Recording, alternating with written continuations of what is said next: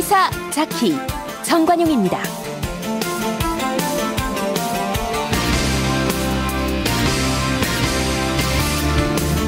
여러분 안녕하십니까? 정관용입니다. 검경 수사권 조정, 지금 청와대가 중심이 돼서 안을 만들고 있는데 문무일 검찰총장 다른 목소리를 내고 나서서 논란이 일고 있죠. 뭐가 문제인지 잠시 후에 더불어민주당 표창원 의원의 이야기 들어보겠고요. 일본이 고등학교에서까지 독도가 일본 땅이라고 하는 영토 교육을 의무화한다고 합니다. 우리는 어떻게 대응해야 할지, 이 독도 문제 관련해서 활발히 활동해온 사이버 외교 사절단 반크의 박기태 단장의 이야기 들어보고요. 7시 5분 시작되는 2부 갑질 타파 준비했습니다. 이 불평등하고 불합리한 갑질 계약 문제, 그 생생한 사례들 또 어떻게 대응해야 할지 설명 들어보고요. 한 주간 언론 보도 흐름 전해드리는 미디어 포커스까지 준비하겠습니다. 잠깐 광고 듣고 시작하죠.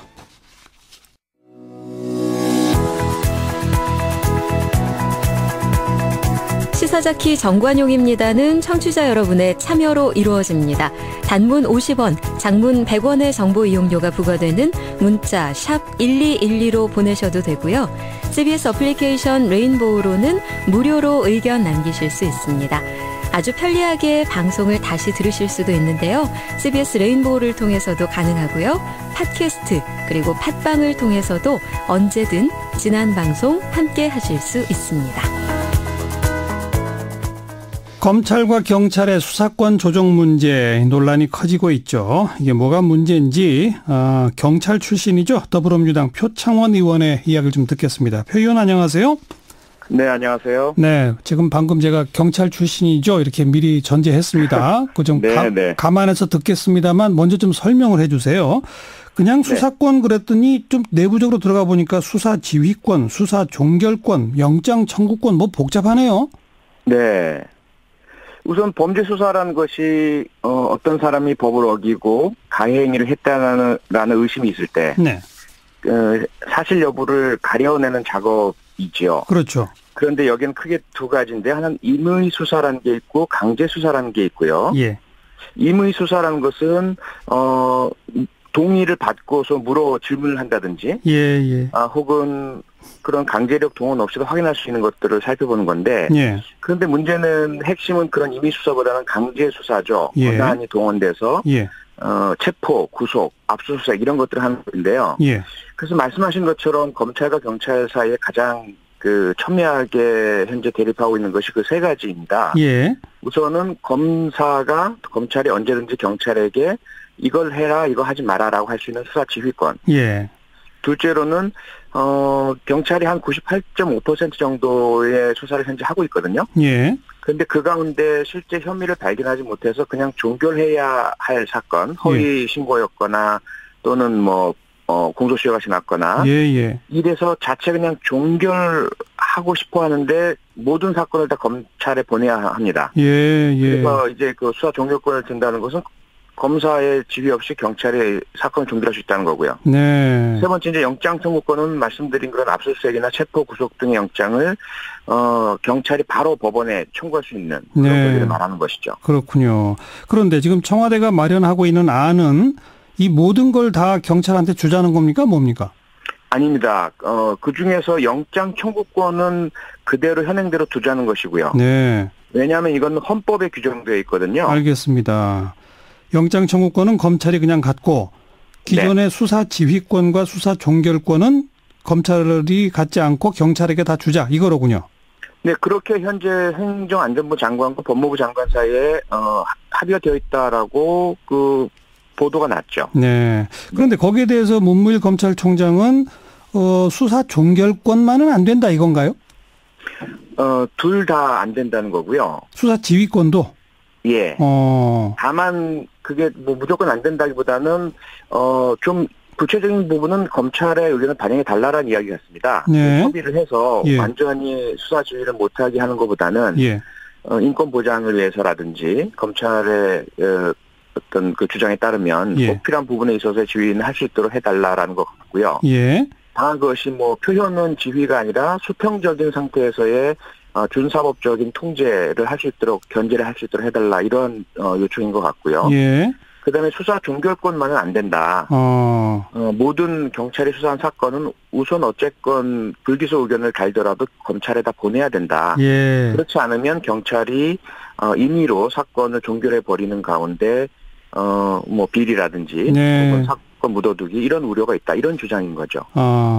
검찰이 굳이 수사 종결권 이거는 안 된다라고 하는 진짜 이유는 뭘까요? 글쎄요. 일단은 겉으로 공식적으로는 말씀드린 것처럼 경찰이 자체 종결권을 가질 경우에 예. 피해자의 인권이 침해될 수 있다라든지 예. 비리가 덮여지고 범죄가 감추어질 수 있다. 이런 우려고요. 예. 조금 더 들어가서 경찰과 검찰 간의 어떤 이해관계 다툼 측면에서 보자면 예. 그러한 종결이란 것은 가장 강한 권한이라고 볼 수 있습니다. 권한이죠. 예. 현재 검찰이 기소 유예 혹은 불기소 처분, 무혐의 처분 이런 것들을 내릴 수 있는 권한이거든요. 네네. 그것이 경찰로 넘어가는 것을 검찰로서는 받아들일 수 없다는 거죠. 네. 그런데 아무튼 기존의 체포, 구속, 압수수색 등등 할 때의 그 영장 청구권은 그대로 검찰이 갖고 있다는 얘기는 바로 그 영장 청구권을 통해서 사실상 수사에 개입해서 지휘하는 거 아닌가요? 네, 가장 강한 그 부분이고요. 예. 경찰에서는 사실 그래서 불만인 거죠. 예를 들어 가장 쟁점이 되는 사건들은 전현직 검사 관련된 사건이라든지 예. 또는 그들과 연관된 비호 세력과 관련된 사건 수사를 할 때마다 예. 영장을 청구하면 검찰이 법원의 것을 신청하지 않고 그렇죠. 보안 수사 지시를 내린다든지 예. 또는 반려한다든지 이런 일이 잦았다는 거죠. 네, 네. 그래서 그게 핵심이긴 한데 이게 헌법 개정 사항이다 보니까 예. 사실 제가 제출한 법안에는 검찰이 이해하지 못할 사유로 영장을 반려할 경우에는 여기에 대해서 이의 신청을 법원에 할 수 있도록 하는 그런 법안을 제가 제출해 놓고 있습니다. 그래요. 야, 여기 또 하나 좀 복잡하게 끼어드는 게 이제 자치경찰제입니다. 문무일 검찰총장이 수사권 조정은 자치경찰제 도입과 동시에 진행돼야 한다라고 말하는데 이건 또 무슨 내용입니까? 경찰이 너무 비대하고 중앙집권적이기 때문에 예. 그렇게 힘이 강하고 중앙집권적으로 일원화된 조직에 수사권까지 주게 되면 네. 위험하다라는 거죠. 그래서 먼저 경찰이 지방자치경찰제로 분산되고 특히 범죄 수사도 각 지방에서 별도로 하게 되고 예. 그러한 경찰 수사를 검찰이 견제할 수 있게 되어야만 네. 경찰의 수사권을 독립해서 줄 수 있다. 이런 주장인 거죠. 네. 그런데 그러니까 전국적으로 비대하고 권한이 막강한 경찰이 수사권까지 가지면 위험하다라고 했잖아요. 네. 검찰도 전국적으로 유일하고 단일한 조직인데 거기가 다 독점하고 있는 건 안 위험합니까? 네. 그래서 이제 사실은 법학자들이나 시민단체에서는 그런 주장을 하려면 검찰부터 지방자치화를 해라 이렇게 이제 주장을 하고 계시는 거고요. 예, 예. 그리고 이번에 여러 논란이 있듯이 지방자치단체장이나 지방자치단체와 관련된 범죄 사건 수사는 만약에 우리나라 현실에서 완전히 경찰의 지방자치화될 경우에 그런 지방자치단체장의 권한 아래로 들어가게 됩니다. 네, 네. 그런 문제가 여전히 상존해 있는 어려움이 있죠. 자, 어쨌든 기존에 막강한 권한을 갖고 있던 검찰의 일부 권한을 경찰로 넘기자는 거에 반발하는 현재로서는 그 모양새인데 네. 이게 결국은 이제 법 개정 사안이니까 국회에서 사개특위에서 결론을 내려야 되는 거 아니겠습니까? 맞습니다. 네. 앞으로 어떻게 해 가야 된다고 보시고 어떻게 될까요? 우선은 정부안이 마련되는 것이 우선인 것 같고요. 예. 그다음에 이제 야당과의 협의인데 야당이 현재 야당과 관련된 사건 수사에 따라서 예. 수사권과 연관된 이제 발표들을 자꾸 하고 계시기 때문에 예. 저희는 좀 그러한 현안과는 분리해서 예. 국민과 국가적인 형사 수사 제도 차원에서 좀 같이 협의했으면 좋겠다라는 입장이고요. 예. 그 전에 이제 지난 대선 등에서 발표하신 내용들을 보면 각 당이 경찰 수사권 독립에는 다 공약을 내거셨거든요. 그랬죠. 그래서 그런 공약을 함께 이행한다는 차원에서 협의한다면 네. 아마 바람직한 결론이 도출되리라 기대하고 있습니다. 알겠습니다. 우선 정부안을 확정짓는 그 과정에 검찰 의견도 좀 반영되도록 해달라. 현재 문무일 검찰총장의 요구는 그거고. 네, 그렇습니다. 일부 반영해서 좀 일부 수정이 있을 수도 있다. 이렇게 일단 봐야 되겠군요. 그렇습니다. 알겠습니다. 오늘 자세한 설명 잘 들었고 물론 경찰 출신이라고 하는 점 감안해서 들었습니다. 네, 고맙습니다. 네, 고맙습니다. 더불어민주당 표창원 의원이었습니다.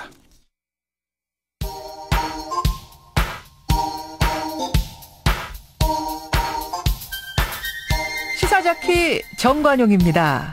여러분은 지금 CBS 라디오와 함께하고 계십니다. 저는 출근길 김현정의 뉴스쇼 김현정입니다. 일본이 고등학교에서 독도는 일본 땅이라고 하는 영토 교육을 의무화하겠다고 고시했습니다.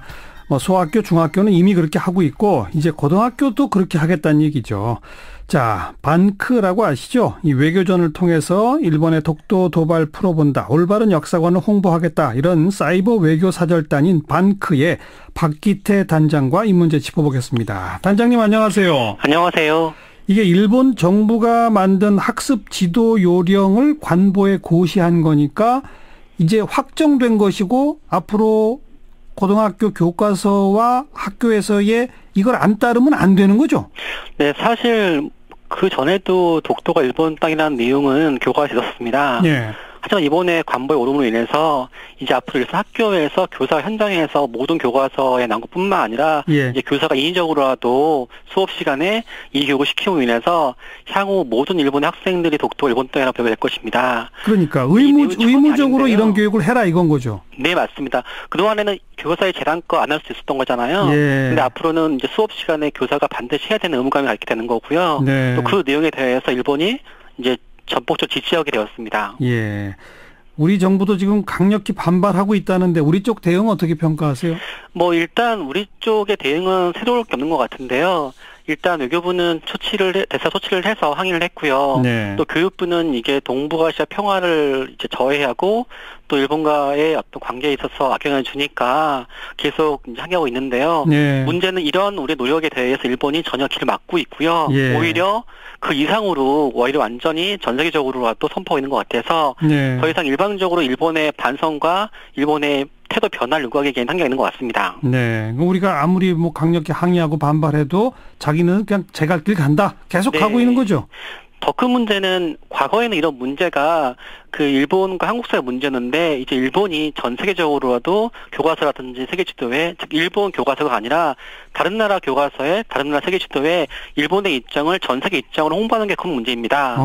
그 점이 이제 달라진 점이죠. 예. 최초 이 문제가 나왔을 때 하더라도 그 1982년도였잖아요. 예. 그때만 하더라도 일본이 이웃 나라를 이제 침략한 거라고 해서 우리가 그거에 대해서 심각하게 이제 우리가 비난했잖아요. 예. 근데 그 내용에 대해서 일본 정부가 서서히 이제는 그 독도 문제까지 이제 키워 들어가지고 지금은 이제 그 일본 제국주의 반성을 넘어서 아예 독도 문제를 일본의 키워드로 해가지고 홍보하고 있습니다. 그래요. 그러면 한일 말고 다른 나라의 교과서에 독도가 일본 땅, 동해가 일본해 이렇게 표기된 교과서들이 많습니까? 또 점점 늘어나고 있습니까? 큰 문제인데요.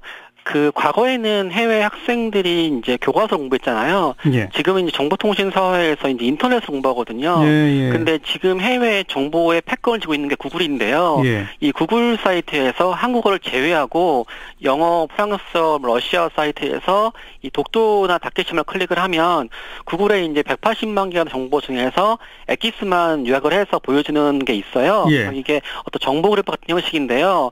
광고 형태로 붙는데 여기에 이 독도가 이제 일본과의 분쟁 지역이고 독도가 다케시마 같이 표기돼 있고 독도와 또 일본과의 심각하게 이제 거의 일본 교과서 내용이 들어가 있는 거예요. 예. 그래서 이런 내용이 이제 방치가 되면 이제 일본 구글 사이트뿐만 아니라 전 세계에 있는 많은 사이트도 퍼질 것 같아서 지금 마치 과거에 인제할 때 일본이 조총을 통해서 우리나라를 침략했잖아요. 네. 지금은 이제 정보 주권이 있는 구글 통해서 전 세계에 퍼뜨리고 있고 그 내용이 해외 교과서라든지 웹사이트에 퍼진 것 같습니다. 바로 그런 게 일본 정부의 노력에 의해서 그렇게 만들어졌다 이렇게 보세요? 네, 대표적으로 일본 우익의 대표일 수도 있겠지만 일본의 그 총리가 해외 나가는 일본 외교관들이 그 독도 문제에 대해서 일본식 입장을 밝히라고 시켰고요.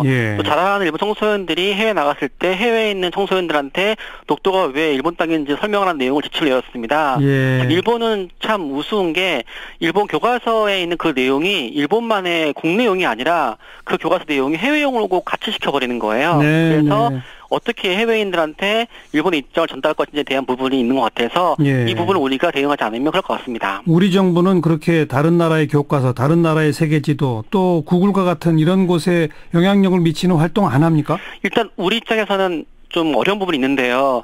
솔직히 일본 입장에서는 이 독도를 다케시마 해도 있는 게 없지만 우리 같은 경우에는 국제 분쟁화에 대한 어려움이 있잖아요. 네. 그래서 이 국제 분쟁화 때문에 대놓고 홍보하기 어려움이 있는데 저희 방크 입장 같은 경우에서는 그 외교적으로 하는 건 별게 있다 하더라도 네. 해외 청소년을 보고 있는 교과서 있지 않습니까? 예. 그 교과서의 독도 문제가 다케시마라는 얘기는 향후에 이 부분이 일본의 제국주의 침략과 연결되기 때문에 예. 적극적으로 이 독도 문제 해결할 필요가 있습니다. 네.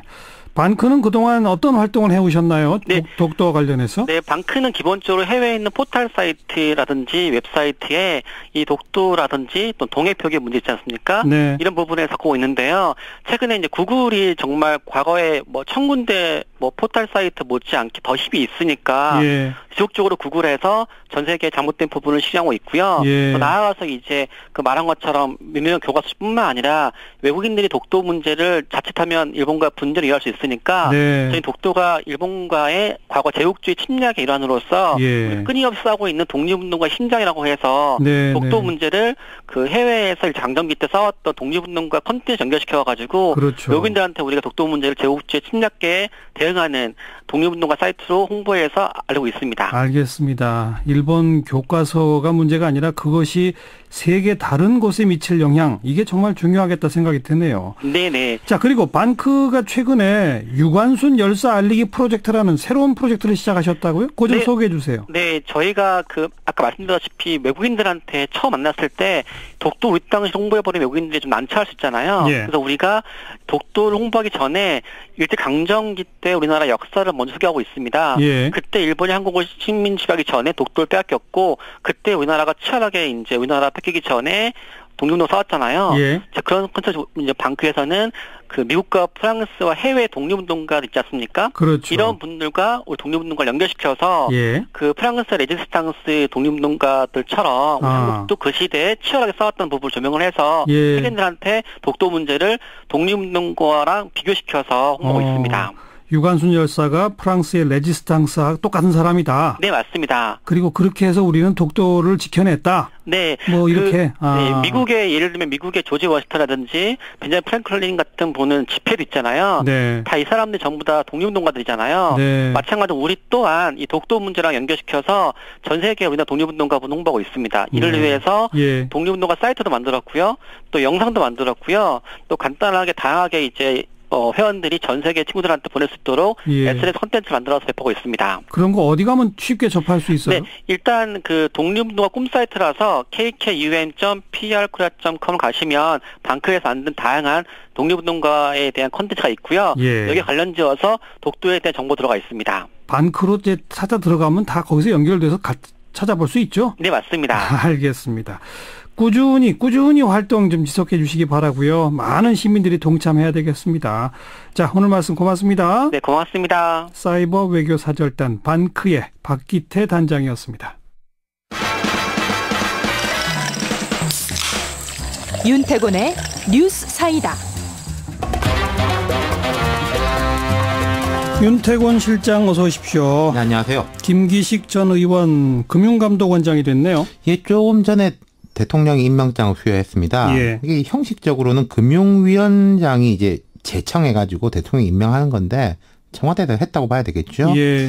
김 전 의원 간략히 소개해드리자면 참여연대 창립 멤버로 사무처장, 정책위 위원장, 시민운동 오래 했죠. 예. 19대 총선의 비례대표로 민주당 의원이 됐고 지난 총선에서는 불출마했어요. 직전까지는 그 민주당 의원들이 출자해서 만든 정책연구소 더미래연구소라는 곳에 소장을 맡고 있었습니다. 예, 예. 지난 총선에는 나가려고 했는데 경선에서 졌죠. 그래서 출마를 못했었죠. 아, 예. 네. 그런데 논란이 뜨겁네요. 일단 정치권 인사가 금감원장이 된 게 처음이에요. 금융감독기구는 해외에도 거의 제가 예가 별로 없는 것 같긴 해요. 네. 금융계 출신 혹은 재경관료 출신들이 쭉 금감원장을 맡아왔습니다. 예. 이게 어느 정부든지 간에 상당히 이제 무게를 두는 자리죠. 네. 그리고 뭐 관치금융 이런 이야기 여전히 뭐 맞다 아니다 말이 나오지만은 금융계에 대한 정부의 영향력은 상당히 높지 않습니까? 물론이죠. 그리고 이게 금감원을 통해서 이루어지거든요. 그러니까 네. 뭐 은행이라든지 다른 금융권들을 틀어줄 수 있는 자리죠. 그러니까 지금 금융 쪽 경력이 전혀 없는 정치 인사다. 이게 이제 논란의 핵심인 거죠? 그렇죠. 그러니까 지금 금융위 인선 배경 설명은 이렇습니다. 참여연대 사무처장과 정책위원장 등으로 오래 재직하며 다양한 이해관계의 조정과 개혁적 경제정책 개발에 대한 경험이 풍부하고 19대 국회에서는 금융감독원을 소관으로 하는 정무위 위원으로 활동하면서 금융정책, 제도 감독 등에 대한 높은 전문성을 보유했다. 네. 현재 여러 도전적 상황에 직면한 금융감독원의 혁신과 변화를 성공적으로 이끌어갈 적임자로 평가. 후자에는 좀 더 방점이 있는 것 같아요. 전문성보다는 예. 혁신과 변화. 예. 전공이 경제 쪽은 아니고요. 참여연대에 있으면서 여러 분야의 정책적 역량을 쌓았습니다. 그리고 국회의원 지내는 동안에 쭉 정무위 활동을 했죠. 정무위 활동을 하는 동안에 사람들의 평가에 다르겠지만은 금융 쪽에 대해서 특히 일을 많이 한 것은 팩트고요. 네. 국회의원으로서 정무위원회 활동했다는 것도 사실은 넓게 보면 금융 쪽 경력이 그렇죠, 있다고도 볼 수 있는 예. 건데 그렇지만 아무튼 야권은 지금 반발하고 있죠. 뭐 일치단결 반발입니다. 아하. 한국당은 이제 문재인 정권의 전형적 캠코더 인사로 금융 분야의 관치를 대놓고 하겠다는 선전포고다. 이런 식의 코드 인사와 관치 금융 시도는 대한민국의 금융 경쟁력을 갉아먹을 뿐이다. 다른 당도 대동소이한 게 바른미래당도 친문 인사의 무차별 낙하산 투하다. 과거 어떤 정권도 이렇게까지 전문성을 무시하는 낙하산 인사를 한 적이 없다. 민주평화당도 코드 인사를 넘어 점령군적 기색이 역력하다. 이렇게 직격탄이 날렸고요. 민주평화당도 그랬어요? 네, 제가 한 몇 시간 전 확인했을 때는 정의당하고 민주당은 논평이 안 보이더라고요. 네. 네. 민주평화당까지 아무튼 네. 뭐 코드 인사다, 점령군이다 이렇게 비판하고 있다는 얘기죠. 그렇죠. 어떻게 봐야 될까요? 자, 긍정적인 면, 부정적인 면 제가 각각 짚어보겠습니다. 청취자들이 판단해 보시죠. 일단 긍정적인 면 짚어보면은 지금 직접 원장, 최흥식 전 원장이 물러난 게 이분이 이제 금융권 출신인데 재직 중에 채용 비리 연루 의혹으로 물러났거든요. 그렇죠. 금융감독 수장의 위신을 높이고 지금 금융권 전반이 은행들이 다 채용비리 의혹이 많잖아요. 예, 예. 여기에 대해 가지고 개혁에 박차를 가하겠다 이런 거 아니겠습니까? 네. 오히려 이제 뭐 말하자면은 뭐 수족관에 매기를 풀어놓는다 이런 말도 있지 않습니까? 예. 그리고 김 내정자가 이제 국정감사에서 삼성물산하고 제일모직 합병 비판했고 뭐 금융회사 대주주 적격성 심사를 제2금융권까지 확대하는 것을 주요 골자로 하는 금융회사 지배구조법도 만든 이력이 있어요. 네, 네. 이 부정적인 면은 아무래도 정치인이라는 거예요. 아하. 정치인이 금감원장 하지 말라는 법은 없지만은 제가 말씀드렸듯이 구구에도 별로 이런 경우는 드문 것 같고. 이른바 관치금융 논란으로부터 자유로울 수는 없는 그렇죠. 거죠. 예. 그리고 이걸 어떤 분은 이제 좋게 보실 수도 있겠지만은 또 나쁘게 볼 수도 있는 게 장하성 정책실장, 김삼조 공정거래위원장에 이어서 또 대표적인 참여연대 인물이지 않습니까? 그러네요. 네. 이 세 사람, 금융이라든지 이쪽에 이제 키맨, 뭐 제일 위에 있는 사람들이죠. 예. 이 세 사람 모두가 참여연대 출신이라는 게 호흡이 잘 맞는 점 분명히 있을 것이고, 하지만 다른 시각이나 논리가 들어설 틈이 없는 거 아니냐. 그렇군요. 이런 우려가 있죠. 수고하셨습니다. 감사합니다. 윤태권 실장이었어요. 히사자키 1부 마칩니다. 7시 5분에 다시 뵙죠.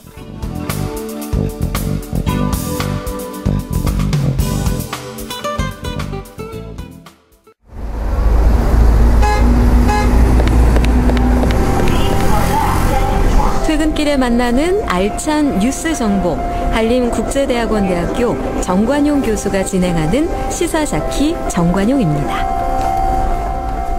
시사자키 2부, 오늘 화제가 된 뜬 뉴스 먼저 정리해보죠. CBS 김효은 기자 어서 오세요. 네, 안녕하세요. 첫 번째 소식은요? 네, 오늘 홍준표 자유한국당 대표와 관련한 천인공노할 기자회견이 준비됐다가 무기한 연기됐습니다. 네, 대체 천인공노할 기자회견이라는 게 뭐냐. 예. 처음 들어보는 말이다. 예. 그리고 게다가 회견 2시간 전에 갑자기 취소된 이유는 뭐냐. 이렇게 하면서 네티즌들이 아주 큰 관심을 보였습니다. 누가 기자회견을 하겠다고 했던 거예요?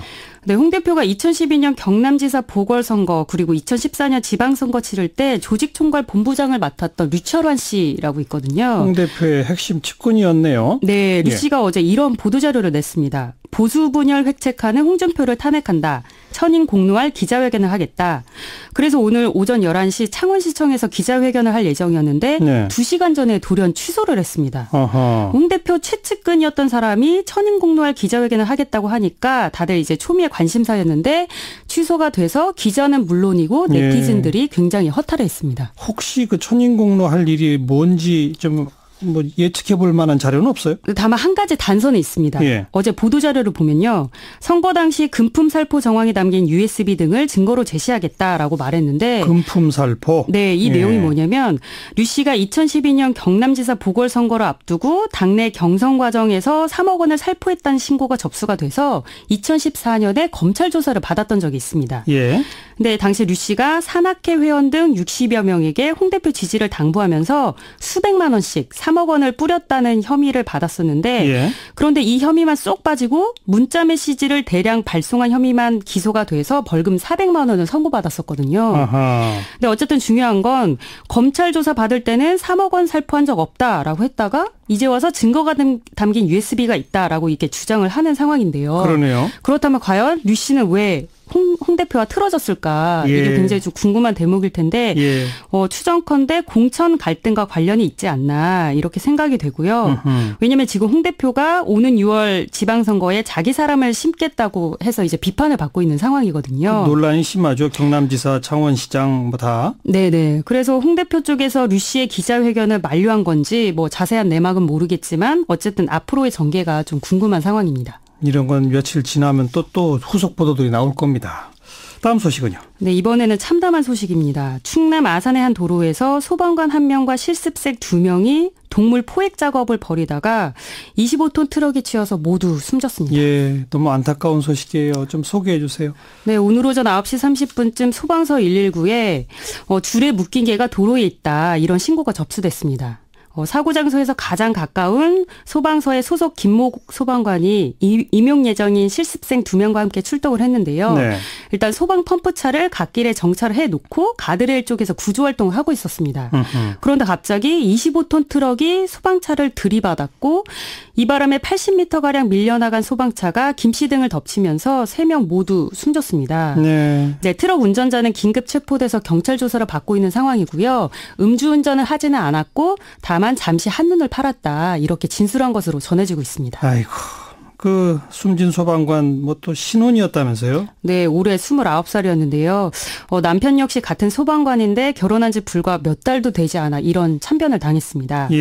또 함께 숨진 실습생들은 각각 23살, 30살로 이제 막 소방공무원 임용시험에 합격해서 실습을 받고 있던 상황이었고요. 꿈을 펼치지도 못한 채 세상을 떠나서 안타까움을 더하고 있습니다. 게다가 이게 불 끌어갔던 것도 아니고 동물 구조라고 하니까 꼭 이런 데까지 우리 소방관들이 고생해야 되느냐 논란이 많죠. 네, 사실 문딱이나 동물 포획처럼 인명피해가 우려되지 않는 상황은 출동 거부 사유가 될 수 있습니다. 그런데 신고자들이 민원을 넣겠다 이러면서 협박을 하거나 제발 좀 와달라 이렇게 읍소하는 경우가 많아서 실제 거부로 이어지긴 어렵다고 하고요. 이게 하도 문제가 되니까 소방청이 출동 거절 기준안을 마련해서 다음 달부터 시행할 예정이었습니다. 그런데 그 전에 이번 사고가 나서 굉장히 안타까운 마음인데요. 통계를 좀 설명드리면 지난해 전체 구조 출동 건수 가운데 절반인 42만여 건이 인명구조와 관련이 없었다고 합니다. 그래요? 네, 그리고 그중 30%가량이 동물 포획이었다고 하는데요. 그래서 이번 기준안이 긴급, 잠재 긴급, 비긴급 이렇게 출동 상황을 3가지로 나눴는데 맹견 포획은 긴급에 해당합니다. 그리고 동물 구조는 비긴급 상황에 해당하는데요. 이번 건 같은 경우는 개가 도로 위에서 줄에 묶여있는 상태였기 때문에 비긴급 상황이 아니었을까 이렇게 추정을 해봅니다. 비긴급으로 보는 게 옳겠는데요. 근데 이런 제도가 시행되기 전이었다. 네. 참 안타깝습니다. 다음 뉴스요. 네, 커피가 암을 유발할 수 있다. 이런 경고문을 붙여야 한다는 미국의 법원 판결이 나와서 주목을 받고 있습니다. 커피가 암을 유발해요? 네, 저도 사실 이번에 좀 처음 알게 된 사실인데요. 예. 원두를 볶는 과정에서 아크릴 아미드라고 발암물질이 발생하는데 이게 접착제 원료라고 합니다. 한 비영리 단체가 커피에 발암물질 경고문을 부착해야 한다고 주장하면서 유명한 그 스타벅스를 포함한 커피 업체 아흔곳을 고소했는데 예. 8년 만에 그 판결이 나왔습니다. 예. 네, 캘리포니아 고등법원은 커피 판매 업체들이 발암 경고를 해야 한다고 판결을 했는데 그런데 판결 사유가 굉장히 의미가 있습니다. 보면요. 피고 측이 인과관계를 부인할 만한 의견 제시를 하지 못했다. 네. 네, 한국 같은 경우에는 통상적으로 소비자인 원고에게 피해 입증 책임이 있잖아요. 그렇죠. 그런데 미국에서는 그 발암 가능성이 없다는 입증 책임이 기업에 있었던 거죠. 근데 기업이 그걸 제대로 입증을 못했다. 네. 이거 우리나라 커피 소비 문화에도 좀 영향을 미치겠는데요? 네, 일단은 미국의 이 판결 효력 범위는 미국에서만 있고 미국에서도 캘리포니아주로 국한이 됩니다. 그리고 이제 관련 업체들이 상소를 할 예정이기 때문에 이번 판결이 뭐 끝은 아닌데요.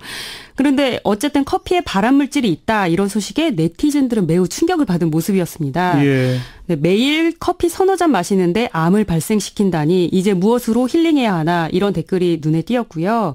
그리고 참고로 스타벅스와 던킨도너츠 등 90개 커피 업체들은 특별한 입장을 내놓지 않았고요. 스타벅스 코리아 측은 이것은 미국 재판일 뿐이다. 한국과는 관계가 없다. 이런 입장을 내놨다고 합니다. 네, 이 과학계에서도 좀 면밀하게 이건 한번 검증해봤으면 좋겠습니다. 네, 수고하셨어요. 네, 감사합니다. 김효은 기자였습니다. 야, 사장이 내가 월급 주는데 네가 무슨 상관이야? 아들 같고 조카 같고 그래서 내 선에서 마무리하는 거야. 불타오르네.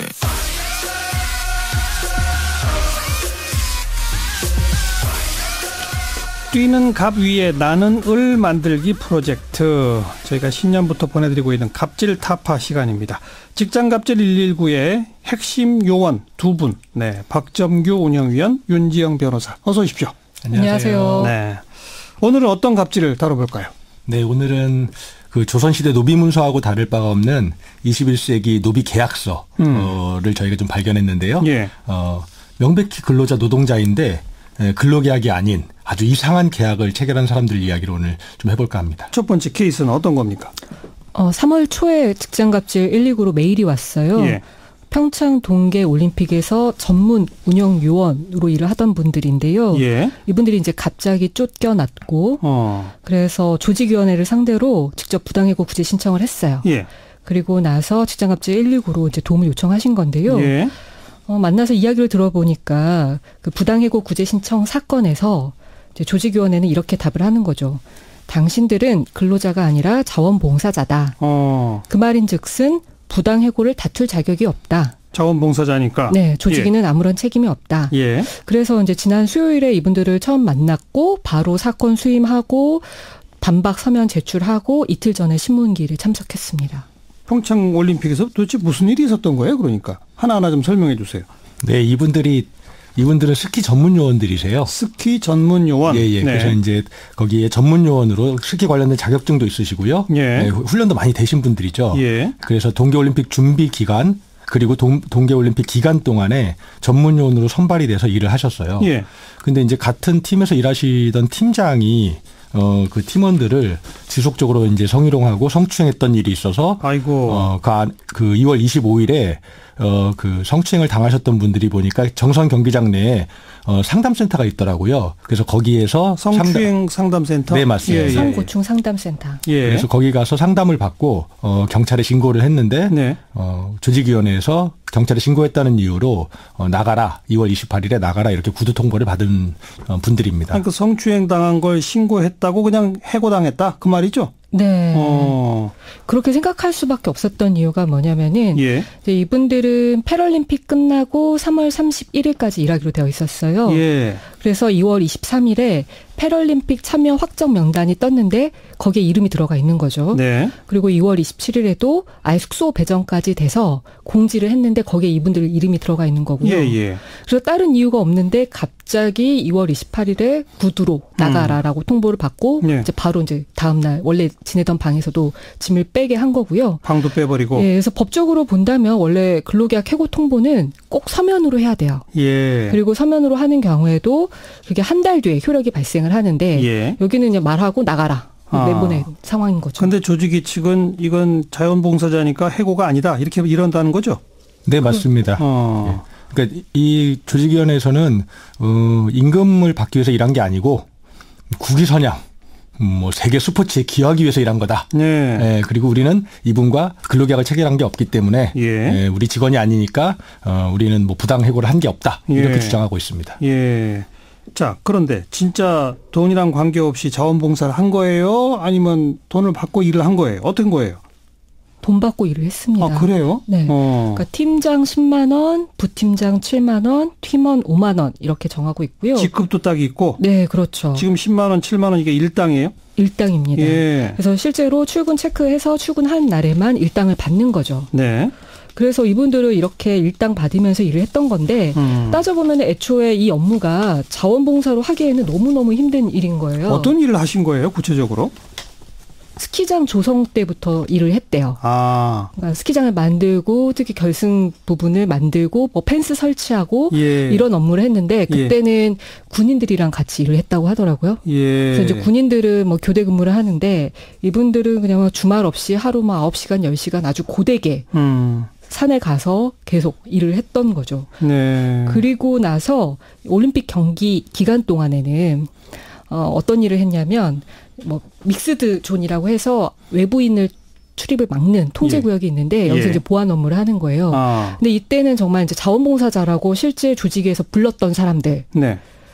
이 자원봉사자라고 조직위에서 칭했던 사람들은 애초에 이제 자원봉사 모집 공고를 내고 그래서 거기에 응해서 들어온 사람들인데 이 사람들이랑 같이 일을 했는데 이 자원봉사자랑 같이 일을 하는 동안에도 이 자원봉사자 같은 경우는 3교대, 30분씩 교대에서 일을 했지만 이분들 같은 경우에는 대회 시작 전에 출근해서 새벽에 보통 5시, 6시에 단체 셔틀버스 타고 1시간 걸려서 이제 정선 경기장에 가는 거죠. 그래서 출근 전부터 이렇게 정리를 하고 그다음에 대회가 끝나고 나면은 뒷정리를 하는데 정말 삽 같은 도구 들고 눈바닥 긁고 삽질하고 이런 정비 업무까지도 계속 영하 20도의 그런 추운 곳에서 고되게 일을 했던 거예요. 그 새벽부터 경기 다 끝나고 뒷마무리까지.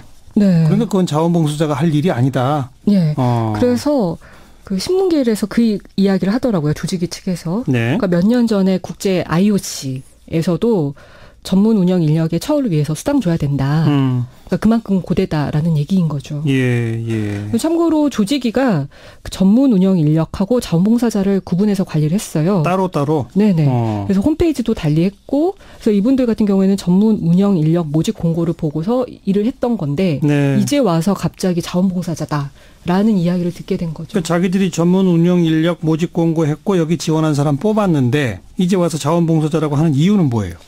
그러니까 사실 그 전문 인력 공고를 내서 뽑았으면 계약직 직원이 맞거든요. 네네. 그러니까 이제 올림픽 기간 동안에만 일하니까 계약직 직원으로 뽑았으면 되는데 그렇죠. 이분들이 조직위원회에서요 전문 협력 요원 업무 협약서라는 걸 만들었어요. 전문 협력 요원 여긴 또. 네. 네. 이름이 그렇게 되어 있더라고요. 그리고 업무 협약서라고 돼 있고 또 서약서라는 서식도 저희가 이번에 확인을 했는데요. 그런 업무 협약서, 서약서를 미리 이분들한테 보여주고 다 사인을 받았다는 얘기입니까? 아니요. 저희도 처음에 그런 줄 알았어요. 그랬더니 그게 아니고 이분들은 본 적도 없대요. 이 업무 협약서를. 그게 뭐예요? 그러니까 이번에 신문 기일에 조직위원회에서 이 서류를 가져와서 처음 보시게 된 거죠. 예, 답변서에 저쪽에서 이제 증거 자료로 제출하면서 처음 보게 된 거예요. 노동위원회에다 제출하면서 이런 서류를 들고 나타났다. 그래서 정작 이분들하고는 그런 사인도 없었고. 없었습니다. 그런데 이제 저희가 그래서 이 서류를 처음 보게 됐는데 이 서류를 보니까 이런 내용들 한번 들어보세요. 업무를 제공하는 과정에서 발생한 책임, 손실 또는 손해를 회복하기 위하여 조직위를 상대로 어떠한 청구도 하지 않겠다는 점에 동의한다. 또 전문 협력 요원은 계약상의 책임과 관련하여 가질 수 있는 모든 권리들을 포기한다. 모든 권리를 포기한다. 그래서 제가 아니 이게 도대체 이런 계약서가 도대체 어디 있나 이랬는데 서약서도 있더라고요. 예. 이것도 우리 피해자들이 사인하지 않은 거거든요. 예. 근데 여기도 이렇게 돼 있습니다. 조직위원회 허가 없이 대회 참여 기간 등을 변경하지 않는다. 그러면 그 기간 동안 일을 해야 된다 이런 거잖아요. 예. 예. 불성실 협약 위반, 신분 이탈로 지원 업무를 중지하게 될 경우는 자진 복귀하고 지급한 비용 전액을 반환한다. 네. 그러니까 일을 하다가 일당을 받았는데 중간에 돌아가게 되면 돈을 다 토해내라. 이제 이런 그러네요. 예, 정말 권리는 없고 예. 의무만 나열되어 있는 정말 희한한 문서를 저희가 봤습니다. 그러니까 21세기 노비 계약서 아까 그러신 거로군요. 네, 그렇죠. 그래서 그러니까 지금 직장갑질 119에 도움을 요청해서 노동위원회 가셨다고 그랬죠. 네. 어떻게 됐나요? 일단 이겼습니다. 결론부터 이야기하겠습니다. 예. 네. 이 신문기일에서 한 2시간 반 동안 공방을 했고요. 그리고 나서 바로 결과를 받았는데 예. 노동위원회에서는 부당 해고를 인정을 했고요. 예. 그 얘기는 뭐냐면 결국 자원봉사자 아니다. 그렇죠. 이 사람들은 조직위가 고용한 근로자다. 예. 그리고 아무런 사유가 없는데 부당하게 해고를 한 것이다. 예. 라고 인정을 하게 된 거죠. 예. 근데 문제는 이 협약서, 그러니까 지금 이야기했던 그런 협약서가 이번만 사용하고 끝날 것 같잖아요. 그러니까 이번에 그냥 답변서에 제출한 것으로 끝날 것 같지 않고 예. 이제 광주 세계 수영 선수권 대회도 또 얼마 남지 않았나 봐요. 예. 그러니까 이런 국제적인 행사에서 이런 협약서를 계속해서 쓰지 않을까? 특히나 앞으로는 정말 서약서 사인까지 받으려 하지 않을까 좀 걱정이 되기도 합니다. 그래서 오늘 그렇죠. 그래서 오늘 이 방송을 통해서 이래서는 안 된다. 이 협약서와 네, 서약서의 실체를 알리고자 합니다. 평창 동계올림픽 조직위원회 여러 가지 악조건에서도 참 애썼고 수고 많았고 그래서 성공적으로 치렀다. 우리가 박수도 치고 네. 칭찬해 줄 건 분명히 칭찬해 줍니다. 다만 이건 명백한 잘못이네요. 그렇죠. 그러니까 정식으로 계약직 채용을 하고 정식으로 근로계약서에 사인도 하고 또 이런 성희롱 성추행 같은 게 있으면 오히려 가해자를 징계하고 이렇게 했어야죠. 맞습니다. 맞습니다. 네. 그러니까 국위선양이니 세계 스포츠 정신에 세계 스포츠 정신에 기여한다느니 이런 거를 빌미로 사실상 조직위가 이게 착취하고 아무런 책임도 지지 않으려 하는 것이거든요. 그렇죠. 희한한 업무 협약서, 희한한 서약서 다 봤네요. 또 사례가 있나요? 이 노비 계약서 같은 사례가 또 있어요? 네, 이것도 며칠 전에 저희가 제보자를 만난 사건인데요. 예. 롯데택배고요. 예. 우리 청취자분들 택배 받으실 때 롯데택배에서도 받으실 텐데요. 예. 성북 지역을 담당하는 신세계 물류의 택배 기사분들이셨는데요. 예. 근데 이분들 지금 저희한테 제보해 주신 분은 회사에 그 택배 차량으로 배달을 하시는 분들이에요. 네네. 네, 그래서 근데 이제 이분들 말고 그 안에는 본인 차량, 예. 보통 저희가 지입 차주라고 부르기도 하는데요. 그렇죠. 네, 본인 차량으로 일하시는 분들도 한 35분 정도 계셨고요. 예. 일당제로 일하시는 분들도 계셨는데요. 예. 이제 이분들은 알바 천국에서 월급 250만 원 그리고 기름값 20만 원 준다는 광고를 보고 일을 하게 되셨어요. 예. 네, 근데 2월 달에 이제 월급을 보니까 1월 월급이 138만 원만 들어온 거예요. 250이 아니라 138. 예, 예. 네. 그러니까 7시도 안 돼서 출근해서 물건 상차하고 하루 종일 이제 돌아다니면서 해서 밤 11시, 하루에 15시간씩 일했다고 하세요. 예. 토요일도 일했고 기간 중에 일요일도 하루는 일하셨더라고요. 예. 근데 이제 월급이 너무 적으니까 네. 이건 말이 안 된다 이렇게 이제 생각을 했는데 예. 회사에서는 택배 개수대로 지급했으니까 문제 없다. 배달한 택배 개수대로 지급했다. 배달한 택배 개수대로 지급했다? 예, 예. 그러면 월급 250만이라고 쓰면 안 되죠. 안 되죠. 홍보하면서. 예, 사실 저는 이건 취업 사기하고 비슷한 건데. 그렇죠. 근데 그렇게 해놓고, 근데 이분이 근데 화도 나지만 몸이 너무 고되니까 네. 또 가족을 이렇게 생계를 유지해야 되는데 이거 가지고는 도저히 생계를 유지할 수 없다. 예. 그리고 또 다른 한 분은 허리랑 무릎이 너무 아파서 예. 일을 못 하겠다. 그래서 이제 1월 말 정도에 말씀을 드렸나 봐요. 그만두겠다. 그랬더니 계약을 해지하려면 당신들이 사인한 계약서에 따르면 계약을 해지하려면 90일 전에 해야 되고 예. 그리고 90일을 다 채우지 못하면 하루에 15만 원씩 돈을 물어내야 된다. 그리고 그걸 못 물어내면 손해배상 청구 소송을 하겠다라고 하는 내용 증명까지 이제 보낸 사건입니다. 보통 직장인들이 회사 그만둘 때 한 달 전 통보하는 게 관례 아닌가요? 예, 그렇죠. 법적인 조항도 한 달 전이면 되는 겁니까? 네, 민법에 그렇게 규정이 되어 있고요. 예. 그게 이제 한 달이라는 거는 인수인계를 위한 기간인 건데 사실 꼭 한 달을 채울 필요는 없어요. 그러니까 합의해가지고 그것보다 단축할 수도 있는 거고요. 아무튼 그 사용자 측이 또 후임자를 뽑거나 하는 시간을 주기 위해 한 달 전에는 해라 이런 거죠. 네, 그런데 이제 이분들이 체결한 계약서를 봤더니 그 용역 계약서인데요. 내용을 보니까 의뢰 귀착 사유로 택배 화물을 정상적으로 집배송하지 수 없으면 일 15만 원으로 산정해서 의뢰에게 지급할 운송료에서 상계한다. 이렇게 표현되어 있더라고요.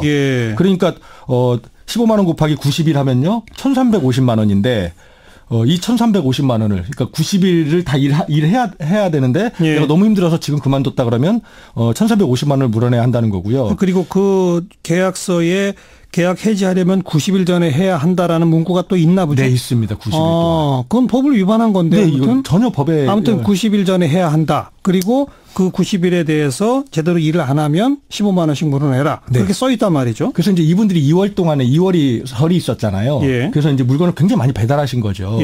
그래서 월급이 한 270만 원 정도 되셨다. 봐요. 회사 계산법에 따르면. 그래서 이제 그걸 달라 그러니까 이제 15만 원씩 하루에 차감해야 되니까 안 주는 거죠. 월급도 안 주고. 근데 사실 이전에 나갔던 분들 얘기를 좀 들어보니까 이분들이 그 90일 동안에 돈을 받아내려고 하는 게 아니라 270만 원. 월급 안 주려고. 요거 떼어 먹으려고. 이런 이제 내용 증명을 보내서 실제로 법적으로 가서 뭐 그걸 받아내고 그러진 않았던 모양이에요. 근데 이제 협박하려고 이 문서를 들이밀었다고 하네요. 네. 사실은 이것뿐만이 아니었는데 더 충격적이었던 거는 제보자분들이 이제 그 회사 차량이잖아요. 이 차량 가지고 운전하다가 사고를 내서 약간 뭐 이렇게 경미한 사고가 있을 수 있지 않습니까? 근데 그런 사고를 내더라도 1인당 무조건 100만 원을 내야 된다. 1인당? 아니, 사고 한 건당. 접촉사고라도 100만 원? 그러니까 네가 그거 현금으로 계산해라 이런 거죠. 근데 만약에 보험으로 처리하면 100만 원을 내야 된다. 그래서 어떤 한 분이 100만 원이 없으니까 30만 원씩 지금 매달 분납을 하고 계신 분이에요. 거기에다가 지각하면 5만 원 내라. 그다음에 오늘 배달해야 될 택배를 못 보냈다. 그러면 그걸 퀵으로 보내야 되니까 한 건당 15,000원 내야 된다. 이런 이야기까지 들어 있더라고요. 근데 이분들은 이 계약서를 다 보고서는 정말 사인을 하긴 한 거예요. 어떻게 된 거예요? 이분들은 그러니까 사인 안 하면 일 못 한다 이러니까 이분들 뭐 굉장히 여러 가지가 들어 있으니까 그냥 사인을 했는데 뭔가 좀 이상하다 싶었대요. 그래서 직장갑질 119에서 실제 이 계약서를 검토를 했고요.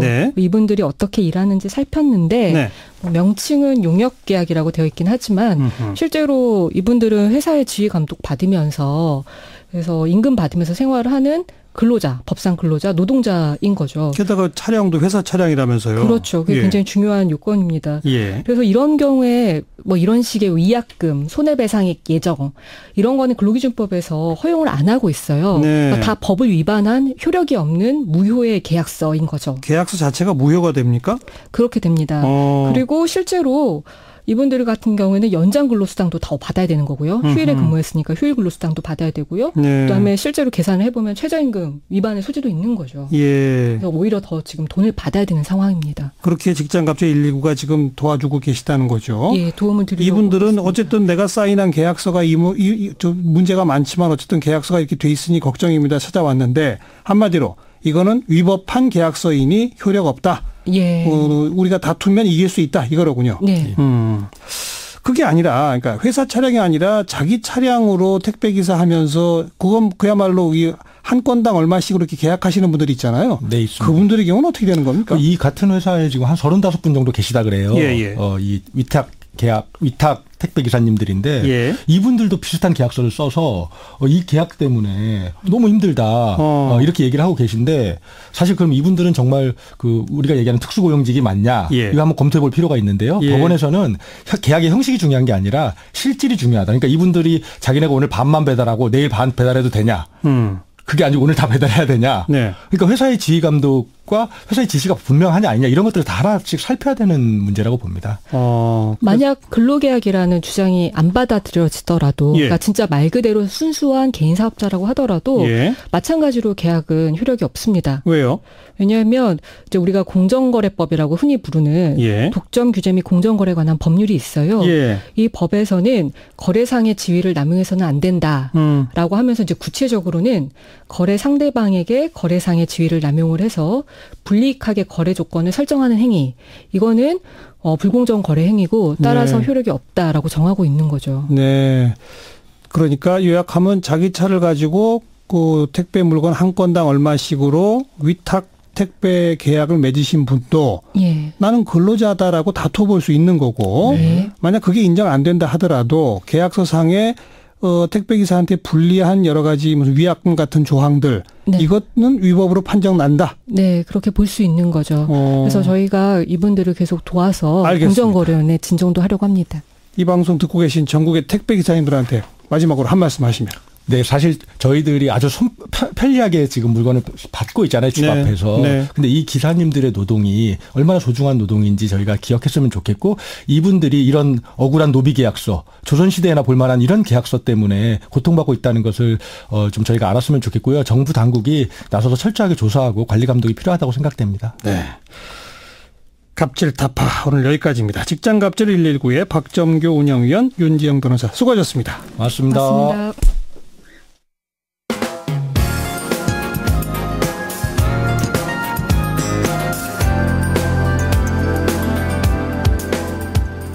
친절하고 재미있는 시사풀이 CBS 라디오 시사자키 정관용입니다. 사운드 오브 뉴스입니다. 김민아 기자 어서 오세요. 안녕하세요. 들어볼 소리는요. 양승동 KBS 사장 후보자에 대한 인사청문회가 국회 과학기술정보방송통신위에서 이제 열렸는데요. 이 관련 소리를 들어보시죠. 저는 당시 여러 사원들과 함께 정권의 방송 장악은 부당하다고 외쳤고 그래서 회사로부터 중징계를 받기도 했습니다. 따라서 저는 이제야말로 KBS가 독립할 수 있는 절호의 기회를 맞게 됐다고 생각합니다. 세월호가 2014년 4월 16일에 발생했습니다. 그죠? 그 당일날 하루는 뭘 하고 보내셨습니까? 국장으로서 임무를 하면서 TV를 그날 TV도 보고 아픈 장면도 보고 하셨습니까? 예. 퇴근한 이후에는 뭘 하셨습니까? 술 마시고 노래를 했다는 제보를 받았습니다. 제가요? 예. 부산 해운대에 있는 노래방에 가신 적 없습니까? 기억이 없는데요. 이거 뭐 확인해 볼 수 있는 길은 있죠. 법인카드 사용 내역 갖고 계신 거 있으면 그날 썼는지 안 썼는지 확인하면 해보면 되겠네요. 확인 한번 해보겠습니다. 제출해 주시죠. 예, 예. 제가 뭐 그랬을 것 같지는 않습니다. 네. 네. 그래서 그 법인카드 내역이 제출됐나요? 일단 양승동 후보자는 KBS 소속 직원에게 확인을 해보니까 당일에 법인카드는 안 썼다고 한다 이렇게 해명을 했는데요. 네. 또 KBS 직원은 매년 법인카드 사용과 관련해서 내부 감사와 감사원 감사를 받기 때문에 그동안 이제 법인카드 사용 문제로 지적은 받은 것은 없었다라는 점을 또 얘기를 하고 있습니다. 네. 또 법인카드 내역 제출해라 이거에 대해서는 당시 제작 PD로서 일선에 있었기 때문에 이제 취재원 보호 이런 문제가 있기 때문에 제출이 어렵다 이렇게 얘기를 했고. 고요.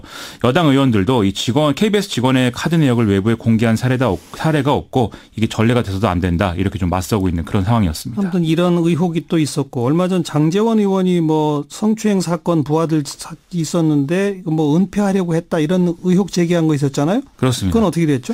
양승동 후보자는 피해자의 의사를 최대한 존중을 했고 피해자의 보호를 위해 노력했다면서 피해자에 대한 심각한 2차 가해가 우려되기 때문에 특별히 주의해달라 이런 입장을 밝히면서 논란이 또 불거졌는데 당시에 이제 가해자를 울산방송국으로 발령을 낸 것도 징계에 준하는 조치로 당시에 생각했다. 이런 해명을 같이 했습니다. 네. 이에 앞서 언론노조 등 관계단체들은 성명을 내고 자유한국당을 성폭력 2차 피해를 야기한 가해자다 이렇게 규정한 바 있죠. 조금 아까 그 청문회 소리 들어보니까 천안함 얘기도 나오던데 그죠? 그렇습니다. 그걸 소재로 한 추적 60분 방송 여기도 공방이 오갔다면서요.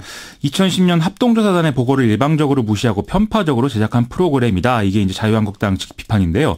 여기에 대해서 양승동 후보자는 합동조사단 발표는 믿고 있지만 합리적으로 의혹이 제기되는 경우에는 천안함 사건도 국민의 알 권리 차원에서 당연히 다뤄야 된다. 이렇게 얘기를 했습니다. 예. 또 앞으로 사장으로서 제작 자율성을 보장을 하지만 이것과 관련해서는 유족이나 관계자 등을 인터뷰하는 프로그램을 좀 제작을 하도록 해서 공정성을 담보하겠다. 이렇게도 밝혔습니다. 예. 인사청문회는 끝났죠? 그렇습니다. 그리고 이건 뭐 인준하거나 그런 건 아닌 거죠. 이게 그 문재인 대통령이 임명을 하면 그 다음부터 이제 사장 직무를 시작할 수 있게 됩니다. 다음 뉴스는요. 어제 유승민 바른미래당 공동대표가 지방선거에서 부분적으로 야권 연대를 할 수 있다고 발언한 것에 대한 논란이 이어지고 있는데요. 오늘 유승민 대표는 최고위에서 전날 발언에 대해 야권 연대가 가능하다라고 보지만 몇 가지 장애물이 있다는 전제를 달고 얘기한 것이라면서 진화에 나섰습니다. 예. 박주선 공동대표는 한국당과는 연대할 수도 없고 해서도 안 된다라는 게 당론이라면서 유승민 공동대표도 이러한 불가피하다는 취지로 해명한 것이다라고 강조를 했는데요. 하지만 김성식 의원이 페이스북에 유승민 공동대표의 발언으로 선거가 더 어려워질 수 있다면서 넘지 말아야 할 선을 넘어서는 안 된다. 이렇게 또 강조를 했거든요. 예. 그래서 이게 뭔가 과거 국민의당 출신들과 바른정당 출신들 간의 갈등이다. 이런 해석이 지금 제기되고 있는 분위기입니다. 뭐 야권 연대에 대해서 자유한국당은 뭐라고 그럽니까? 김성태 원내대표가 오늘 야권이 언제든지 자유롭게 공조를 이야기할 수 있지만 정치 공학적으로 보일 수 있어서 신중하게 판단하겠다. 이렇게 얘기를 했는데요. 하지만 서울시장은 강력한 후보를 내겠다. 이 얘기를 재차 또 주장을 했습니다. 자유한국당 내부에서는 뭐 자치 후보를 내지 않으면 구청장, 시의원 이런 선거들이 다 어려워지기 때문에 내야 된다. 이런 얘기가 나온다는 보도도 있는데요. 예. 민주평화당 박지원 의원 같은 경우에는 홍준표 대표가 사실상 인재 영입에 뭐 일부러 실패를 해서 묵시적 단일화 그림을 지금 만들고 있는 거 아니냐. 이런 해석을 요즘에 막 얘기하고 다니고 있는 상황입니다. 그래요. 다음 뉴스요. 어제는 한미 FTA와 환율 문제 이면 합의 이런 뉴스를 전해드렸는데요. 네. 도널드 트럼프 미국 대통령이 현지 시간 29일 미국 오하이오주 리치필드에서 열린 행사 연설에서 한미 FTA 개정을 북미 대화 이후로 미룰 수 있다고 발언하면서 양국의 관련 부처들이 발칵 뒤집혀 있는 그런 상황입니다. FTA하고 북미 대화를 엮었네요. 그렇습니다. 예. 청와대와 정부는 미국 정부의 진위를 파악 중이다. 이런 이제 입장인 거고요. 일각에서는 트럼프 대통령이 중간 선거를 의식해서 이렇게 얘기한 거다라는 분석도 내놓고 있는데요. 이날 연설에서 미군을 곧 시리아에서 철수시킬 거다. 이런 얘기도 했는데 이것도 마찬가지 맥락이다. 이런 얘기 나오고 있습니다. 어떻게 해석해야 됩니까, 이거? 이제 주로 보수 쪽에서는 우리 정부가 이제 남북 정상회담 및 남북미 회담을 통해서 쟁점을 한 번에 일괄 타결하겠다 이렇게 공언을 해왔지만 김정은 북한 조선노동당 위원장이 중국을 생각보다 빨리 끌어들이면서 뭔가 과거와 같은 단계별 조직적으로 끌려가는 거 아니냐 이걸 좀 트럼프 대통령이 우려하는 거 아니냐 이런 얘기도 이제 하고 있는 상황입니다. 네. 특히 존 볼튼 백악관 NSC 보좌관이 임명되기 직전에 선핵 폐기 후 보상 이 리비아식 모델을 언급한 것에 대해서 청와대가 북한에는 그 모델을 적용하기 어렵다 이렇게 얘기했다는 점을 빌어서 이제 이런 해석들을 많이 얘기하고 있는 상황이거든요. 예. 하지만 전문가들은 어차피 일괄 타결이 되더라도 합의 이행이라는 거는 단계적으로 될 수밖에 없다는 점을 같이 봐야 된다. 이렇게 또 강조를 하고 있습니다. 어쨌든 트럼프 대통령은 이 북미 대화에서 한국이 미국 편을 들어라 이런 압박 카드로 한미 FTA를 또 쓰려고 한다. 이런 얘기로군요. 그런 해석이 나온다는 거죠. 다음 뉴스는요. 금호타이어 노조가 조합원 투표를 통해 회사의 더블스타 매각에 동의할지 여부를 결정하기로 했습니다. 채권단은 더블스타로의 매각에 동의한다는 경영정상화 이행약정서를 노사가 오늘까지 제출하지 않으면 법정 관리가 불가피하다. 이런 입장을 유지하고 있었는데요. 예. 노조가 이제 이렇게 결정을 하면서 데드라인은 주말 이후로 연장이 됐습니다. 만일 주말까지 경영정상화 이행약정서가 제출되지 않으면 다음 달 2일 금호타이어는 이제 곧바로 법정 관리로 들어가게 되는 그런 상황입니다. 그동안 노조는 계속 해외 매각 결사 반대였잖아요. 그렇습니다. 거기서 조합원 투표로 결정하겠다라고 한 건 한 발 정도 물러선 거 아닌가요? 그런 셈이죠. 그래서 이제 언론은 일단 해외 매각에 동의하는 결과가 이제 나올 거다. 이 가능성이 이제 점치고 있는 상황인데요. 네. 아무튼 지켜봐야 될 것 같습니다. 예, 그래요. 중대한 고비를 또 맞고 있군요. 여기까지 수고하셨습니다. 고맙습니다. 김민아 기자였습니다.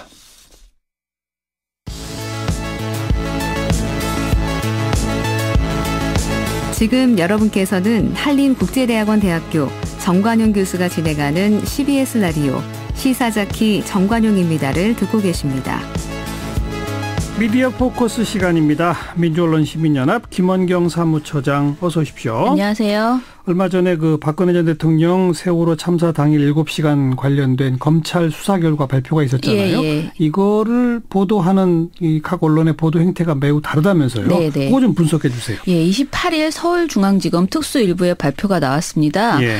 발표 결과는 사실 이제 너무 많은 보도가 나가서요. 자세히 설명 안 드려도 될 것 같고요. 김장수 실장이 2번 전화했는데 안 받아서 안봉근 비서관이 가서 문을 두들겼더니 그때서야 나와 이런 얘기입니다. 예. 예. 아무튼 있는 사실을 그대로 발표하면 세월호 참사 당일 대통령이 아무 조치도 하지 않은 것이 드러나는 것이기 때문에 그동안 계속 문서를 조작해왔다. 그래서 여러 사람이 이제 지금 불구속 기소 또는 기소되었다. 이런 내용입니다.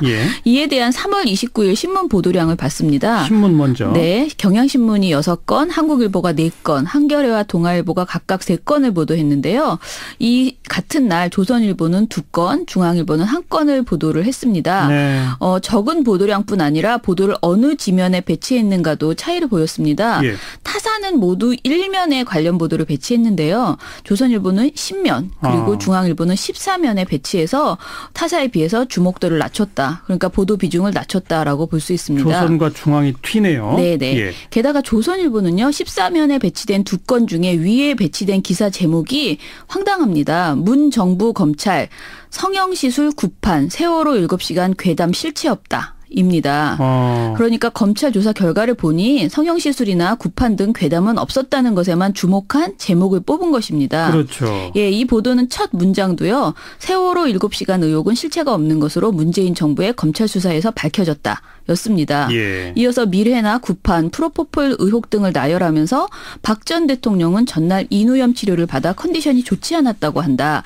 방문한 사람도 사전에 오기로 약속됐던 최순실 씨와 미용사, 간호장교 뿐이었다 등 항변을 구구절절 설명했습니다. 네네. 그런데 생각해보면요. 세월호 7시간 의혹은 국민이 억지로 음모론을 만들었거나 검찰이 억지로 조사한 것이 아닙니다. 청와대가 박 전 대통령의 행적을 밝히지 못하고 조작하고 있다는 점 때문에 이런 여러 가지 추문이 나왔던 것이고요. 그렇죠. 검찰 발표에 따르면 그 긴박한 시점에 침실에 틀어박혀서 아무것도 하지 않은 것이 더 황당한 내용인데 예. 이 점에 대해서는 조선일보가 제대로 지적을 안 하고 있는 거예요. 네. 그리고 최순실 씨가 방문했고 그제서야 중대본 회의가 잡혔다는 것은 최순실 씨가 실제로 박근혜 전 대통령이 행해야 될 국정을 진두지휘했었음을 단적으로 보여주는 거잖아요. 예. 이 점에 대해서도 제대로 지적을 안 합니다. 그럼에도 조선일보는 이 모든 상황을 무시하고 그저 사전에 오기로 약속했던 사람이다라는 그 표현을 붙여서 박 전 대통령의 루머를 해명하는 그 근거로 왜곡해서 활용하고 있는 상황인 것이죠. 검찰 발표를 오히려 박 전 대통령에게 도움되는 방향 쪽으로. 그렇죠. 자신이 그렇게. 보고 싶은 것만 예. 돋보이게 한 거죠. 예. 그나마 조선일보가 10면 하단 기사, 아까 제가 10면에 2개가 있다고 했는데 하단에는 예. 박 전 대통령 세월호 당일 최순실과 관저서 대책회의라는 보도로요. 최 씨가 박 전 대통령의 비선 실세였다는 점이 또다시 명확히 드러났다라면서 그렇죠. 검찰 수사 결과 내용을 다루긴 했습니다. 네. 그렇지만 조선일보는 기사 배치와 제목 뽑기 등에서 박 전 대통령을 변호하는 모양새를 분명히 보여줬죠. 신문에서는 조선과 중앙이 좀 튄다. 네네. 방송사 저녁 종합 뉴스는 어때요? 3월 28일 관련 보도가 나왔는데요. 관련 보도를 내놓지 않은 방송사는 없었습니다. 네. 그런데 보도량과 보도 배치 순서에서는 차이가 극명했습니다. 우선 MBC와 SBS는 관련 보도를 이날 톱보도로 배치했습니다. 이중 SBS는 관련 첫 보도 앵커 멘트를 통해서 북한 김정은 위원장의 중국 방문 사실이 공식 확인되면서 오늘 전해드린 내용이 꽤 많습니다만 저희는 먼저 세월호 소식으로 오늘 8시 뉴스를 시작하겠습니다라고 강조했습니다. 네. 보도량은 MBC와 JTBC가 각각 9건으로 가장 많았고요. KBS가 5건, SBS가 4건으로 뒤를 이었습니다. 예. 반면에 TV조선은 고작 한 건을 보도했고요. 이 한 건의 보도조차도 17번째로 배치했습니다. 17번째? 네. 이날 TV조선은 김정은 위원장의 방중 일정 관련 보도를 톱보도로 배치하고 쭉 11건에 달하는 보도를 전했습니다. 예. 한마디로 아주 보도 비중을 낮게 뽑았다고 할 수 있는데요. 보도 내용도 아주 간결했습니다. 세월호 침몰 오후 박최 관저회의라는 제목의 보도였는데요. 이날 장민성 기자는 세월호 참사 당일 박근혜 전 대통령이 최순실 씨와 청와대 관저에서 회의를 하고 이후 일정을 결정한 것으로 검찰 수사 결과 드러났습니다. 첫 보고도 골든타임이 지나서 이뤄졌고 청와대 측이 이 보고서를 조작한 혐의도 나왔습니다라고 말했어요. 네. 근데 이게 다 사실인 것은 맞잖아요. 이 발언이. 예. 예. 근데 이게 사안에 대한 어떤 평가가 느껴지지 않는 발언이고요. 그냥 그러니까 스트레이트 보도라고 네. 그리고 이게 이 모든 기사에 거짓이라는 표현이 전혀 나오지 않습니다. 침실에서 첫 보고를 받았다는 등의 대중들에게 이렇게 대중의 직관을 자극하는 그런 사실관계 역시 누락되어 있는데요. 예. TV조선 외에 다른 방송사들은 거의 모든 보도의 제목에서 박근혜 청와대에 대한 비판적 태도를 드러냈습니다. 예를 들어 보면 KBS는 관련 보도의 첫 제목이 완전 전복뒤 첫 보고, 보고시간 조작이었습니다. 예. 그러니까 조작이나 거짓 이런 단어들이 거짓말 뭐 이런 말들이 거의 모든 언론사에서 다 들어가는데 TV조선만 이게 없는 거예요. 그렇게 조작했다는 것 때문에 검찰이 기소까지 한 거 아닙니까? 그렇죠. 그런데 그 검찰 수사 결과를 발표하면서 조작 얘기는 뺀다. 네. 그 말을 하나도 하지 않았습니다. 네, 네. 예. 그래서 이렇게 가치 판단이 분명하게 담긴 표현을 타사들이 사용한 것에 비해서 TV조선이 모든 보도에 거짓, 조작, 위증 등의 키워드를 넣지 않았다는 것이 눈에 띄었고요. 네. 예. 조선일보랑 TV조선은 역시 같군요. 네, 네. 그렇습니다. 자, 그 보도는 이 정도로 정리하고 네. 이제 지방선거 다가오지 않습니까? 네. 지방선거 미디어 감시연대 이번 주에 발족하셨죠? 예, 예. 제가 일하고 있는 민원연은 92년부터 지금까지 사실 모든 선거 보도를 철저하게 감시해 왔습니다. 올해도 2018년 전국 지방선거 미디어 감시연대를 발족을 했습니다. 예. 올해는 지방선거다 보니까 특히 지역 언론에 대한 감시가 중요하다고 생각해서요. 예. 지역별 미디어 감시연대가 별도로 발족할 예정입니다. 저는 서울 지방선거 미디어를 감시하는 역할을 이제 주력하게 되는 거였고요. 그렇겠죠. 예, 전국적으로 지역 언론까지 포함해서 최대한 많은 모니터링을 해서 발표할 계획을 가지고 있습니다. 네. 그리고 그 첫 번째로 저희가 서울시 의회가 20일 4인 선거구를 모두 없앤 선거구 획정 수정안을 통과시켰던 일을 어떻게 보도했는지 보고서를 냈습니다. 네. 그래서 오늘은 그 첫 번째 보고서를 좀 말씀드리려고 합니다. 그렇죠. 예. 이게 4인 선거구를 2인 선거구로 전부 다 없애버린 네네. 거대 양당의 담합 뭐 이런 네. 거 아니겠습니까? 네네. 좀 기본적으로 설명해 주세요. 예, 지난해 11월 시의회 선관위 법조계 인사 11명으로 꾸려진 선거구 획정위원회는 서울 지역의 4인 선거구를 35곳으로 늘릴 것을 제안했습니다. 그랬죠. 조금 더 설명을 드리면 소선거구에서는 기초의원 2명을 뽑아서 2인 선거구라고 합니다. 예. 소선거구를 합쳐서 중선거구로 만들면 기초의원을 3명 또는 4명까지 뽑을 수 있습니다. 그걸 3인 선거구, 4인 선거구라고 네, 하죠. 네. 예. 지난 지방선거에서는 2인 선거구에서 22명의 기초의원이 투표 없이 당선이 됐습니다. 거대 양당에서 각각 후보를 등록하면요. 어차피 당선 가능성이 없다면서 다른 정당이 후보조차 내지 않았기 때문입니다. 무투표 당선. 예, 네. 이런 까닭에 2인 선거구제가 아래로부터의 생활정치 구현이라는 지방자치의 본 취지를 퇴색시킨다는 지적이 계속 나왔습니다. 예. 그리고 이를 개선하기 위해서 중선거구제 확대라는 제안이 나온 것이죠. 네. 3인에서 4인까지 당선이 가능하면 다양한 의제가 논의되고 인적 구성도 달라져서 지방행정부에 대한 견제 기능도 강화될 것이라는 긍정적 측면에 주목했던 것입니다. 예. 물론 선거구가 넓어지면요. 선거운동을 할 지역이 많아지고 지역의 이해관계가 어긋나서 오히려 대표성을 떨어뜨린다는 지적도 있긴 합니다. 그래서 이 때문에 각 지역 선거구 획정위원회는 2인, 3인, 4인 선거구를 지역 상황에 맞춰서 제안을 했습니다. 인구 밀도가 어느 정도 되는지 이런 걸 다 그렇죠. 감안해서 하는 거죠. 네네. 예. 그러나 더불어민주당과 자유한국당의 반발로 최종 안에서는 7곳으로 대폭 줄였는데 이마저도 서울시 의회가 수정안을 기습 통과시켜서 결국 4인 선거구를 아예 없애버린 겁니다. 35곳 제안했는데 네. 7개로 줄이더니 네. 수정안으로 제로로 만들었다. 네네. 그래서 정의당과 녹색당 당원들이 밖에서 항의하고 바른미래당 소속 시의원들이 의장석을 막았지만 더불어민주당과 자유한국당 소속 시의원들이 이를 끌어내고 수정안 통과를 강행했습니다. 그랬죠. 자, 이게 굉장히 중요한 문제잖아요. 예, 그런데 예. 이와 관련된 보도들이 정말 많이 없었습니다. 아예 보도 자체가 없다? 예, 많이 부족했어요. 지방의회는 풀뿌리 민주주의의 가장 기본단이고 지방의회가 건강하게 구성된다면 민주주의가 확대되는 건 분명합니다. 그런데 네. 이런 담합으로 두 거대 양당이 자신들에게 유리한 방향으로 수정해버린 것인데요.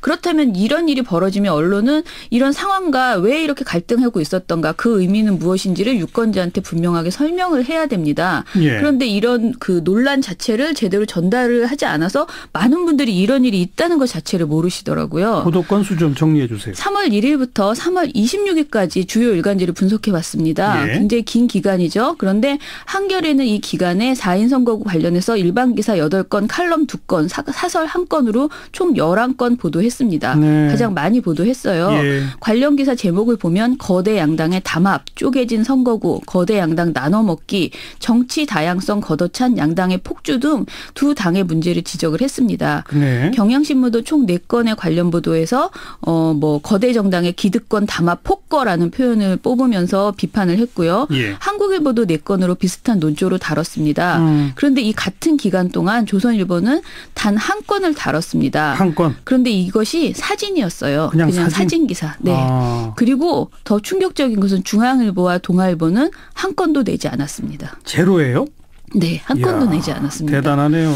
그리고 좀 조선일보의 사진 기사가 충격적인데요. 이게 제목이 현수막 펴지 마세요. 난장판된 서울시 의회였습니다. 예. 군소정당 당원들이 방청석에서 손피켓과 현수막을 펼쳐들자 이를 막는 의회 직원 사이에 몸싸움이 벌어지고 있는 모습을 사진으로 담은 겁니다. 예. 제목도 난장판이 된 서울시 의회. 정말 정치 혐오를 부추기는 그런 제목인 거죠. 그러네요. 그런데 사진 설명에서도 관련된 내용을 정확하게 전하지 못합니다. 서울 지역 기초의원 선거에서 한 선거구당 여러 명의 의원을 뽑는 4인 선거구는 한 곳도 없게 됐다라는 설명인데요.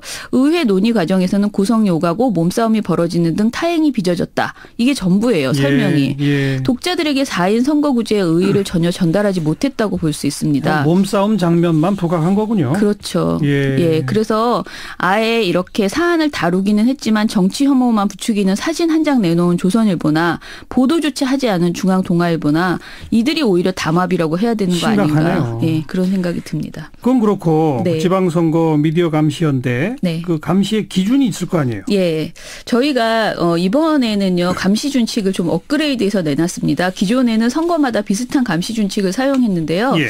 이번에 좀 자세히 정리를 해봤어요. 먼저 선정적인 경마 중계식 보도를 감시하려고 합니다. 경마 중계라는 게 그냥 누가 1등 누가 2등 누가 2등 하는 거죠. 예, 말의 경주를 중계하는 것처럼 계속 순위 위주로만 그렇죠. 보도를 하죠. 예. 정당이나 후보에 대해서 이처럼 단순 지지 여론을 중심으로 경마 중계식으로 보도를 하면 사실 후보들의 우열과 서열만 부각시키면서 유권자의 합리적인 판단을 저해할 수 있습니다. 네. 그래서 특히 이런 보도가 선거 여론조사 보도에서 많이 나오거든요. 그렇죠. 그래서 여론조사 보도할 때 보도 준칙을 숙지하고 이에 부합하는 보도를 해달라 이런 부탁을 했습니다. 네. 특히 여론조사 결과를 분석할 때 현저히 다른 여건에서 진행한 조사 결과를 그냥 딱 가져다가 비교하는 경우들이 있습니다. 예. 이런 건 문제다라고 지적했고요. 두 번째로는 정책 의제 중심의 선거 보도가 이루어질 수 있도록 감시할 예정입니다. 이게 어려워요, 이게. 네, 어려워요. 예. 세 번째로는 양시양비론과 기계적 균형에 매몰되지 않고 제대로 된 검증 보도를 해달라라고 합니다. 언론이 형평성과 중립성을 방패로 진실 추적을 포기하거나 선거 쟁점에 대한 가치 판단을 유보하면 유권자의 그 올바른 선택을 막습니다. 예. 정당 정책과 후보의 자질에 대해서는 철저히 검증해서 적극적인 공정성을 실천해 주시기를 언론에게 기대합니다. 적극적 공정성이네요. 네. 그냥 균형이 아니라. 네. 마지막은요. 네 번째로 신진 후보나 군소정당 소속 후보에 대해서 충분히 보도되는지 감시할 예정입니다. 네. 그리고 아까 제가 말씀드린 것처럼 유권자의 정치적 냄소와 혐오를 확산시키는 보도, 자세히 얘기하지 않고 추한 모습만을 강조하는 이런 보도도 감시할 예정입니다. 예. 그리고 또 마지막으로 지역 감정을 부추기는 그런 발언들이 많이 나오거든요. 특히 나오죠? 지방선거에서 많이 나와요. 예. 후보자들이 지연이나 지역주의적 선거 의제를 내놓고 뭐 지연 학연을 막 강조하는 이런 발언들을 하는데요. 이런 발언을 무분별하게 그대로 전해주지 말고 지역개발 의제가 나왔을 경우에 그것이 지역사회의 균형 발전에 걸림돌이 되는 것은 아닌지 좀 검증해서 보도해 줬으면 좋겠다라는 알겠습니다. 것입니다. 그러니까 지역 감정 조장, 뭐 흑색 선전, 네. 뭐 음모론 이런 것들을 각 후보 진영에서 마구마구 쏟아내게 되거든요. 그런데 이 언론이 누구한테 유리할 것 같으면은 자기가 지지하는 후보한테 유리할 것 같으면 그냥 마구잡이를 갖다 맞아요. 쓰거든요. 네. 그런 걸 감시하자. 네, 그런 내용입니다. 그런 잘못된 보도 있을 때 어디로 제보하면 됩니까? 저희가 1661-0999 번호를 땄습니다. 이 번호로 전화를 주시면요. 지방선거 미디어 감시연대가 적극적으로 모니터해서 문제가 있는 보도는 의제화하겠습니다. 1661-0999. 네. 9가 셋이네요. 네. 수고하셨습니다. 감사합니다. 민주언론 시민연합 김원경 사무처장이었어요. 시사자키 이번 한 주 순서 모두 마무리 짓겠습니다. 좋은 주말 보내시고요. 월요일 날 다시 뵙죠. 안녕히 계세요.